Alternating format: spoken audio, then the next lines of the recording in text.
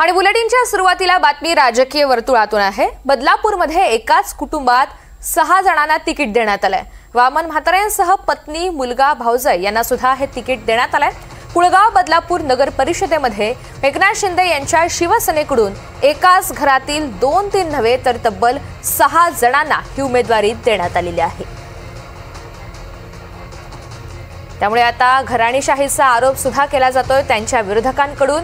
बदलापूरमध्ये एकाच कुटुंबातील 6 जणांना तिकीट मिळालंय। वामन म्हातारेंसह त्यांची पत्नी, मुलगा आणि भाऊजाईला सुद्धा तिकीट देण्यात आलंय। कुळगाव बदलापूर नगर परिषदेमध्ये एकनाथ शिंदे यांच्या शिवसेनेकडून एकाच घरातील 6 जणांना तिकीट मिळालंय।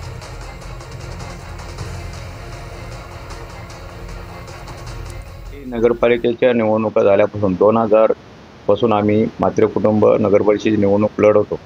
त्या दिवसापासून 2005 साली आमचे 2 नगरसेवक होते। त्यानंतर 2014 साली आमचे 4 नगरसेवक पारंपरिक गेली 20 वर्षापासून निवडून येत आहेत।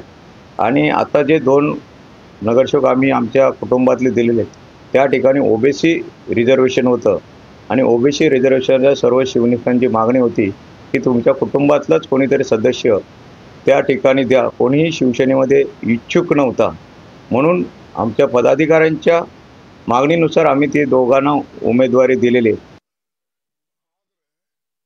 नाही, खरं म्हणजे स्वतःलाच कोणाला तरी हे कळायला पाहिजे।